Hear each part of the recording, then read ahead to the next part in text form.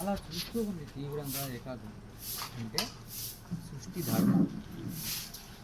సృష్టి ఎలా ఉంటుందంటే ప్రతి ఒక్కదాన్ని జీవం ఉన్నటువంటి రసాయనికమైన భౌతిక రసాయనికమైన ఆ శరీరము, ఒక శరీరం అనేది ఉంటే అప్పుడు అలా చూడడం అనే లక్షణం ఆటోమేటిక్గా సహజంగా వస్తుంది. మన వాడికి ఏమైంది, నేను సీతను లేదా నేను రవిని, ఇంకేం కాదు. నేను ఎవరినంటే రవిని. ఎవరిని? ఫలానా వాళ్ళ కొడుకున్నాను. ఫలానా అంతవరకు ఏం తెలియదు పాప మనవాడు, అంతవరకు తెలియదు, మనమే నేర్పించాం. నేను ఫలానా వాళ్ళ కొడుకు. మా నాయన ఎవరు? డాక్టరు. స్టార్ట్ అయింది. మీ నాయన ఎవరు? డాక్టర్. మీ నాన్న ఎవరు? ప్యూను. రే మా నాన్న ప్యూన్ రా.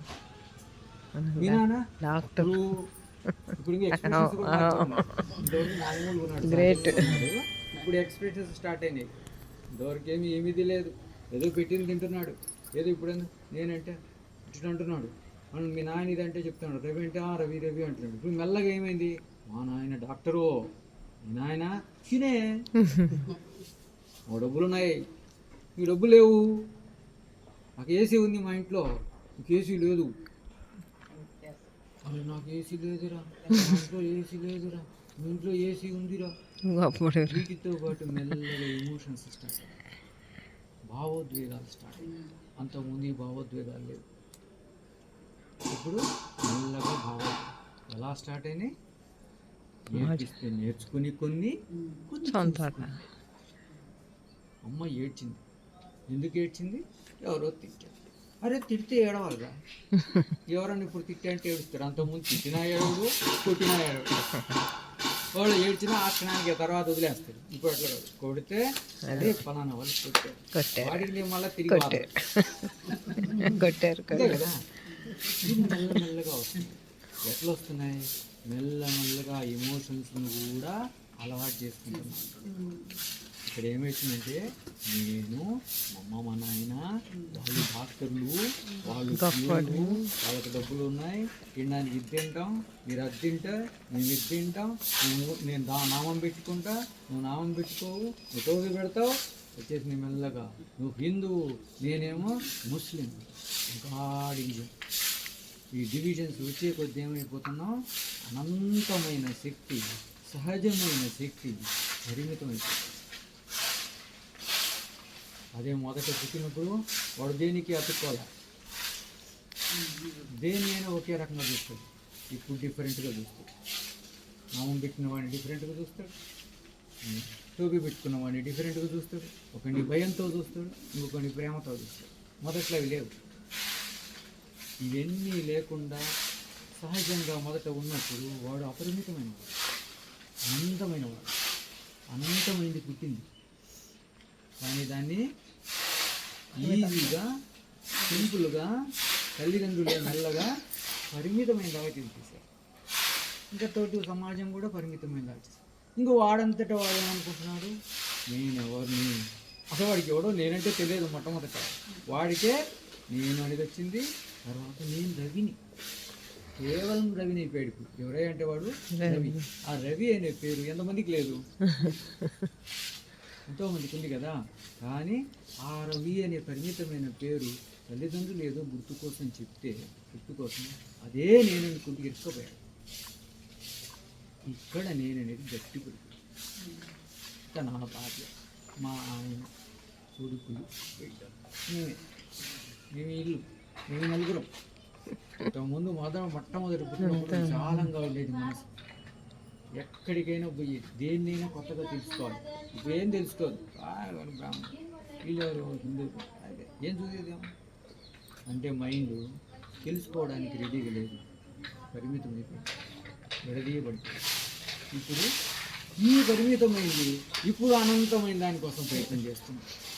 అరే నాకు మోక్షం కావాలి, నేను దేవుణ్ణి చూడాలి, దేవుడు అంటే ఏం తెలియదు. అసలు నువ్వే అనంతమైన శక్తిగా ఉండి మెల్లమెల్లగా పరిమితం అయిపోయి ఇప్పుడు మళ్ళీ అపరిమితాన్ని తెలుసుకోవాలంటే పోని తెలుసుకోవాలనుకుంటున్నావు. మనం ఈ పరిమిత తత్వాన్ని వదిలేస్తావా? నేను ఇలాగే ఉండాలి, నేను శ్రీధరే, నావన్నీ ఇలాగ ఉండాలి, ఏం పోకూడదు, అతుక్కొనే ఉండాలి. కానీ మళ్ళీ అది కావాలి. ఇవన్నీ నువ్వు పోగొట్టుకుంటే వీటన్నిటికీ అతుక్కున్నటువంటి నీ మనసులోని ఈ అతుక్కునే లక్షణం పోతే ఆటోమేటిక్గా అనుభవం వస్తుంది. కానీ ఊరికి అనుభవం రావాలంటే అది ఎట్లుంటుందంటే అభూత కల్పన, ఎదురుగా ఉన్నటువంటి ఒకటేదో ఉంది కానీ ఉన్నదని మాత్రం అనుకుంటాం. అలా ఉంది. మరి దీని నుంచి ఎట్లా బయటపడడం అంటే పేరు మర్చిపోయి ఏమిది లేకుండా బజార్లో అటు ఇటు తిరగమని అది కాదు. ఈ పేరుంది, మా నాన్న ఉన్నారు, అందరూ, కానీ వాటి మీద మొదటి నుంచి అతుక్కునేటువంటి ఒక లక్షణం ఉంది కదా, ఆ లక్షణాన్ని గమనిస్తూ దాన్ని తగ్గించుకోవాలి. ఆ పేరుకే అతుక్కోవాలి. నేను బ్రాహ్మణ్ణి, నేను పుణ్ణి, నేను నిన్ను, లేకపోతే నేను భవాన్ని. మగవాడు ఎక్కడున్నారు? అసలు ఎక్కడి నుంచి తెచ్చింది మగవాడు? శరీరానికి పరిమితం అంతే కదా. అది మనసులో ఏముంది? మనసు ఒకటే కదా. మనసుకి ఏమన్నా మగవాడ ఉందా? లేదు. అలాగే ఎప్పుడైతే ఒక శరీరానికి నువ్వు మనసు అనేది అతక్కపోయిందో అప్పుడు నువ్వు మగవాడు అవుతుంది, అప్పుడు నువ్వు ఆనందించుతుంది. ఈ అతుక్కునే లక్ష్యం నుంచి ఇప్పుడు విడిపోయి నేను ఆడగాదు మగ కానీ ఎగరమని కాదు. ముఖ్యమైనంటే నేను శరీరానికి పరిమితం కాదు, నేనేంటి అనేటువంటి మెల్ల ఇప్పుడు శరీరానికి చూసుకుంటున్నాం, దాన్ని ఒట్టు పెడతాం, దాన్ని శృంగారం చేస్తాం, దాన్ని అద్దంలో చూసుకుంటాం, దాన్ని ఏదో షోకులు చేస్తాం, ఇంకా అతకపోతావు కదా. నేనేమో పరమాత్మను పొందాలనుకుంటున్నా, అనంతమైన దాన్ని ఈ శరీరానికి రకరకాల వేసి దాన్నే చూసుకుంటూ అద్దంలో చూసుకుంటూ రకరకాల అది బాగలేదు ఇది బాగలేదు అని షోకులు చేస్తాం. నువ్వు ఎలా పోతావు? దాన్ని ఎలా తెలుసుకుంటావు? నువ్వు పరిమితమైనటువంటి శరీరానికే అందంగా ఉండాలని షోకులు చేసుకుంటూ దాన్నే చూసుకుంటూ ఉన్నప్పుడు నీ మనసు, నీ ధ్యాస ఎక్కడికి పరిమితమైపోతున్నది? దీనికి పరిమితం. మరి ఆ ధ్యాస ఎక్కడికి పోవాలి? దీన్ని అతుక్కొని పోయినటువంటి ఆ ధ్యాస దీని నుంచి విడిపడిపోవాలి. నువ్వు విడిపడిపోవాలంటే దాన్నే పట్టుకొని దాన్నే అనుకుంటూ కూర్చుంటే ఎట్లా విడిపడిపోతావు? అది అవసరానికి అవసరం అంతే. అంతేగాని దాన్ని ఇంకో పట్టుకొని పీకుతుంటే అమ్మ నాన్న అమ్మ నాన్న అమ్మ నాన్న అమ్మ నాన్న అత్త మామ నా భార్య నా భార్య నా భార్య నా మూడు అనుకుంటే అతకపోతావు. చూడే కరెక్టే, చేయాల్సినవి చెయ్యి. తర్వాత మళ్ళా అసలు నువ్వేరు. ఈ శరీరమే నువ్వు కాకపోతే మిగతా సంబంధాలు నీకు ఎట్లా ఉన్నాయి అనేది గ్రహించుకుంటూ మెల్లమెల్లగా ఎలా తినించి బయటపడాలి. తొక్కుని పోయాం. ఇప్పుడు సడన్గా ఒక రోజులు కావాలంటే కాదు, కానీ మెల్లమెల్లగా అలవాటు చేసుకుని ఇలా ఇలా ఇలా అనుకుంటూ పోయినప్పుడు నేనేంటి ఆలోచనలు వస్తున్నాయి. కూర్చున్నా ముక్కు పెట్టుకొని శ్వాసను గమనిస్తున్నప్పుడు కూడా ఆలోచనలు వస్తున్నాయి. ఆలోచనతో నాకేం సంబంధం? ఆలోచనలు వస్తున్నాయి అవుతున్నాయి.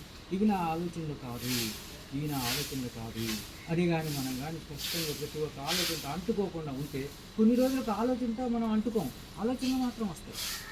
ఆలోచన మనిషి అయిన తర్వాత శరీరం ఉన్న తర్వాత ఈ సృష్టిలో ఉన్నప్పుడు ఆలోచనలు వస్తాయి పరిస్థితులకు అనుగుణంగా. కానీ ఆ ఆలోచనలు నాది కావు. అట్లీస్ట్ కనీసం ధ్యానంలో కూర్చున్నప్పుడు అలా ఈ ఆలోచన నాది కాదు అనుకున్నప్పుడు వాటి నుంచి మనం బయటపడాలి. కాబట్టి అలా మనం ప్రతి ఒక్కదాన్ని నేనెవరు, ఇదంతా నేను కాదు కదా, చిన్నప్పటి నుంచి అలవాటు చేసుకొని ఉండొచ్చు. కానీ పరిస్థితులకు అనుగుణంగా బయట తిరగాలంటే, తిండి తినాలంటే, నిలబడాలంటే, జీవితం ప్రాణం ఇవన్నీ ఉండాలంటే తగిన విధంగా మనం ప్రవర్తించాల్సింది. కానీ వాటికే పూర్తిగా అతుక్కోకూడదు అని చెప్పి మెల్లమెల్లగా దాన్ని గ్రహిస్తూ ఎందుకు ఇప్పుడు మనం శ్వాసను చూస్తాం, శ్వాస గమనిస్తాం. శ్వాస మనం ఏమైనా శ్వాసను పెంచుతున్నాము, శ్వాసను ఏమైనా తగ్గిస్తున్నాము. అది ఎట్లా నడుస్తుంటే అట్లా దాన్ని గమనిస్తుంది. అలాగే ఈ ప్రపంచంలో మన చుట్టుపక్కల వాళ్ళు కానీ మనం కానీ నడుస్తూ ఉంటే దాన్ని అలా గమనించడం. మనం ఏం చేస్తుంటాం? పెంచుకుంటూ ఉంటాం, తగ్గించుకుంటూ ఉంటాం, దాంట్లో ఎమోషన్స్ పెట్టుకుంటూ ఉంటాం. వాటిని ఒకవేళ వస్తే మొట్టమొదటి అప్పటికే పోవు కదా, మొట్టమొదటి వస్తూ ఉంటాం. వచ్చింది, ఓహో ఎమోషన్ వచ్చిందా అని గమనించుకోవాలి. ఓహో ఇది కూడా సహజ లక్షణమే కదా, ఇది ఒక ఎమోషన్ వచ్చింది. ఓహో ఇలా మాట్లాడినప్పుడు పక్క వాళ్ళు ఇలా నాకు ఎమోషన్ వస్తుంది. ఈ ఇంకోటి ఒక నాకు ఎమోషన్ వస్తుంది కాదు, ఈ శరీరంలో ఎమోషన్ వస్తుంది. ఈ శరీరంలో ఎట్లా ఎమోషన్ వచ్చిందో ఆ శరీరంలో కూడా అట్లా ఎమోషన్ వస్తుంది. అందుకని అక్కడ కోపం ఎంచుకుంటున్నాడు, ఎందుకని ఇక్కడ కోపం వస్తుంది. ప్రత్యేకంగా నేను వేరేంటి అతను వేరేంటి, ఇంకొకరు వేరేంటి. అందరి శరీరాల్లో ఉన్నటువంటిది ఏదైతే ఉందో అది ఒకే రకంగా ప్రవర్తిస్తుంది. ఇది చూసారా, మెల్లమెల్లగా ఎక్కడికి వెళ్తున్నాం. అందరి శరీరాల్లో ఉన్నటువంటిది శరీరం కాకుండా ఏదో ఉందో. ఇప్పుడు శరీరం ఉంది, శరీరం ఒక్కటేనా నిజంగా ఉండేది? ప్రాణం లేకపోతే మనం బతకడం, ప్రాణం లేకపోతే కదులుతుంది కదా. ఇది ఉన్నప్పటికీ, ప్రాణం ఉన్నప్పటికీ కాకుండా ఉన్నది ఏదైతే ఉందో అది అందరిలో కూడా ఉంది. దీంట్లో ఒక్క దాంట్లోనే కానీ స్పెషల్ కాదు, అందరిలో ఉంది. ఆ సమయానికి, ఆ ఇంట్లో, ఆ పరిస్థితులకు అనుగుణంగా ఆ మనసు ఆ విధంగా వ్యవహరిస్తుంది. ఈ ఇంట్లో ఈ పరిస్థితులకు అనుగుణంగా ఈ మనసు ఇక్కడ ఇట్లా వ్యవహరిస్తుంది. మనసు ఒకటే, ఎక్కడైనా ఒక్కటే, కానీ పరిస్థితులకు అనుగుణంగా అక్కడ ఉన్నటువంటి తల్లిదండ్రులకు అనుగుణంగా ఆ ఎన్విరాన్మెంట్కి అనుగుణంగా అది డిఫరెంట్గా మెలుగుతుంది. కానీ అందువల్ల మనం వేరే అనుకుంటున్నాం. వాళ్ళు చూసి ఆమె చూసావా అలా మాట్లాడింది, ఈమె చూసావా ఇలా మాట్లాడింది, అలా మాట్లాడింది కాబట్టి వేరే అనుకుంటాం. కాదు, ఆ పరిస్థితులకు, ఆ ఇంటికి, అనుగుణంగా అక్కడ అలా మాట్లాడింది. ఏంది? ఆ మనసే. అదే మనసు ఈ శరీరంలో ఈ పరిస్థితులకు, ఇక్కడున్నటువంటి ఆ ఇంట్లో ఉన్నటువంటి తల్లిదండ్రులకు సంబంధ బాంధవ్యాలను ఎలా వ్యవహరించారు. కానీ వేరు వేరు శరీరాల్లో వేరు వేరు పరిస్థితుల్లో వేరు వేరుగా వ్యవహరిస్తుంది. అందువల్ల మనం వేరు అనుకుంటున్నాం, కానీ అది వేరే కాదు.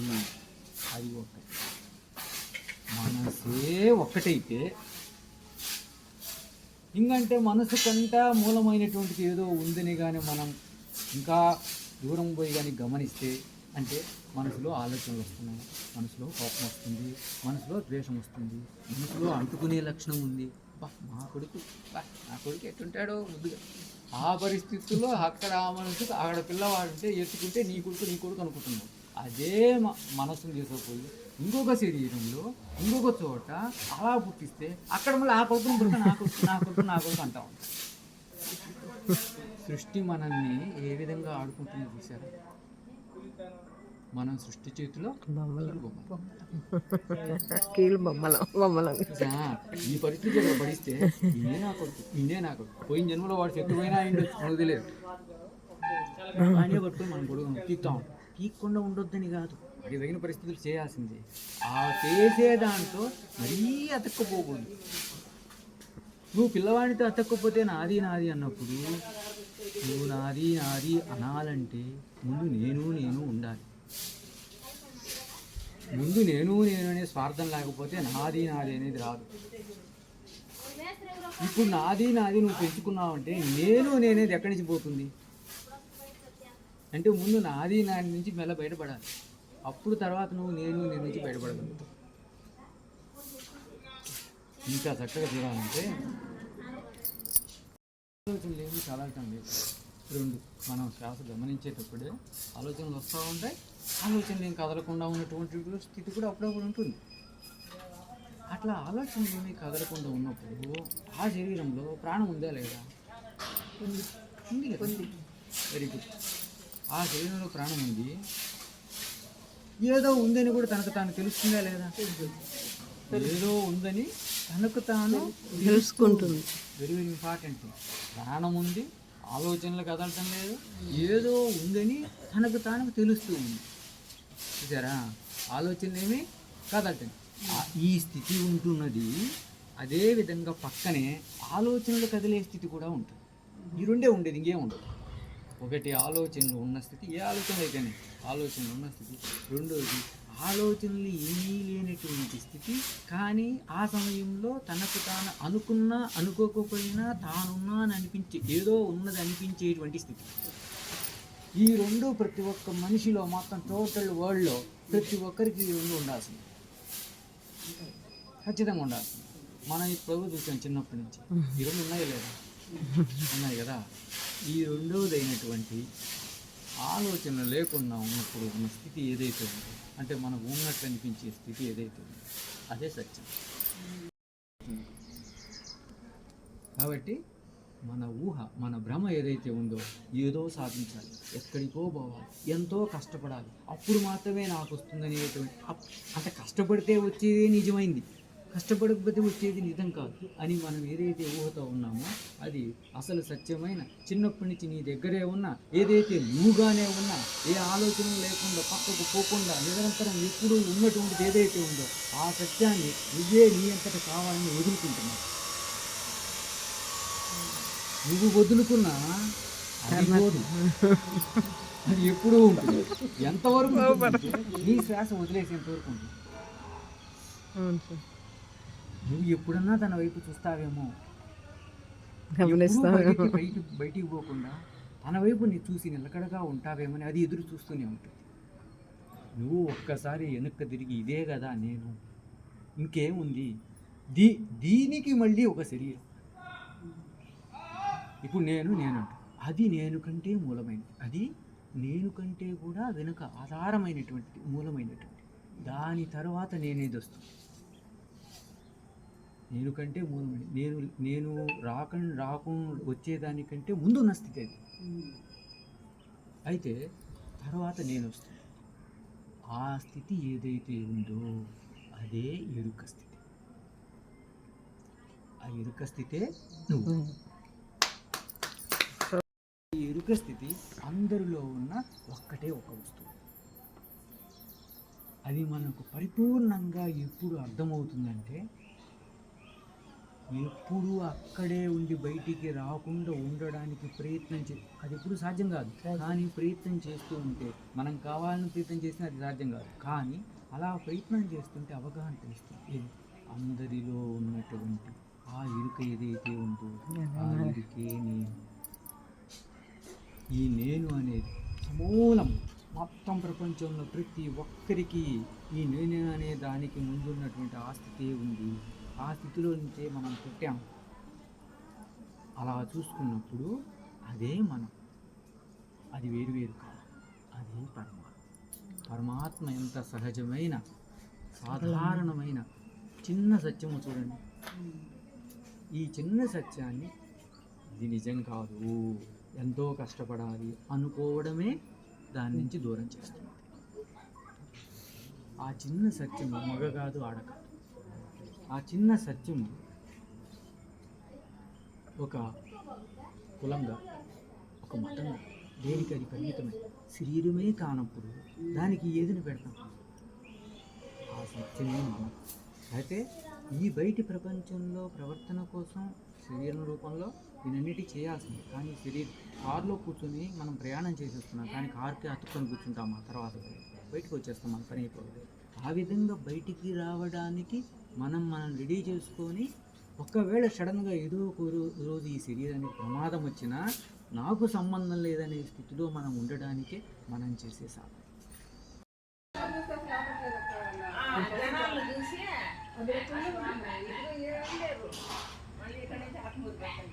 మళ్ళీ అల్లా సెంటర్ పోయినారు.